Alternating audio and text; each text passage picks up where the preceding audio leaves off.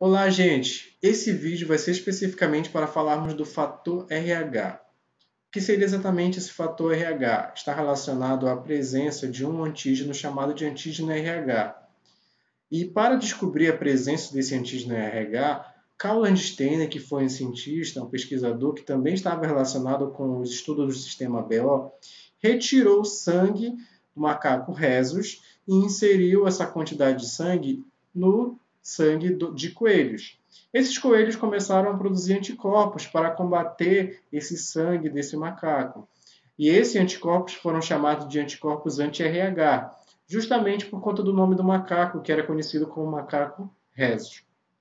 Foi feita a extração, então, desse soro, ou seja, dessa substância contendo esses anticorpos anti-RH, e a partir desse soro foi feito alguns estudos em alguns indivíduos, certo? E foi adicionado esse soro no sangue desses indivíduos, tá? Foi retirado o sangue, uma pequena porcentagem, colocada em uma lâmina, e nesse sangue foi colocado o soro.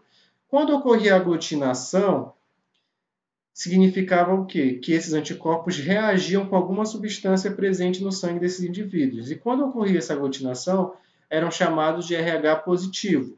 Quando não ocorria aglutinação, eram chamados de RH negativos. Como eu falei para vocês, o que vai determinar essa questão de RH positivo ou negativo é justamente a presença de um antígeno chamado de RH, também conhecido como antígeno D. O RH positivo vai ter o antígeno RH e o RH negativo não tem o antígeno RH. Outro ponto importante é que os dois fenótipos, tanto RH positivo quanto RH negativo, não irão possuir naturalmente anticorpos anti-RH. Eles não vão produzir de forma natural anticorpos anti-RH, certo? Vamos conhecer agora, então, os genótipos. Essa herança é uma herança que obedece àquela herança mendeliana, ou seja, um par de fatores que vai determinar essa característica, onde o alelo dominante determina a presença do antígeno RH, e o alelo recessivo não vai produzir nenhum tipo de antígeno.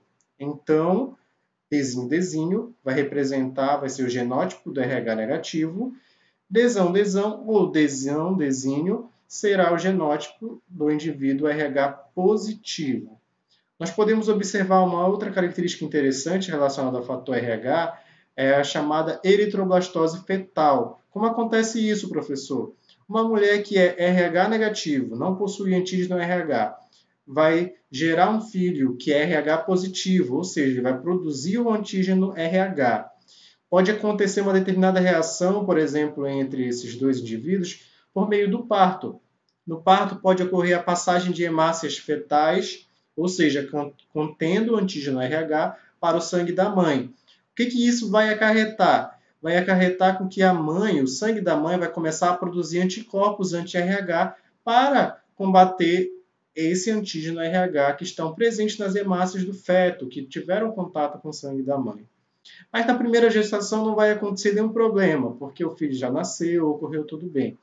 Mas se essa mãe tiver um segundo filho e esse filho também for RH positivo, pode ocorrer, por exemplo, a passagem de anticorpos anti-RH para a circulação fetal. Esses anticorpos foram produzidos no primeiro contato, a partir do contato do sangue do primeiro filho.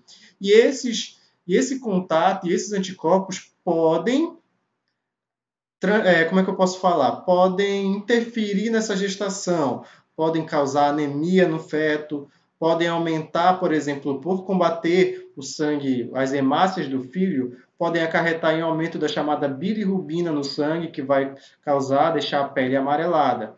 Então, todos esses fatores são importantes para que se entenda. É preciso entender, por exemplo, qual é o sangue, o tipo sanguíneo do pai e da mãe, para saber se tem essa possibilidade de causar uma eritroblastose fetal, certo? Então, por isso que é necessário ter todos esses conhecimentos e esses cuidados. Gente, então as características principais do fator RH são essas, e no vídeo anterior nós vimos as características, tá, do sistema BO. Então, qualquer dúvida, podem entrar em contato comigo, mandar mensagem pelo e-mail, tá? Podem entrar no chat, lá no Tira Dúvidas também do AVA, nós temos uma parte disponível só para vocês tirarem as dúvidas, tá? E também não esqueçam que nós temos a nossa videoconferência, nosso plantão Tira Dúvidas durante a semana. Então, assistam os vídeos, anotem as dúvidas de vocês para que no nosso plantão Tira Dúvidas nós consigamos tirar todas essas dúvidas, tá, gente? Até mais, viu? E um abraço. Fiquem com Deus.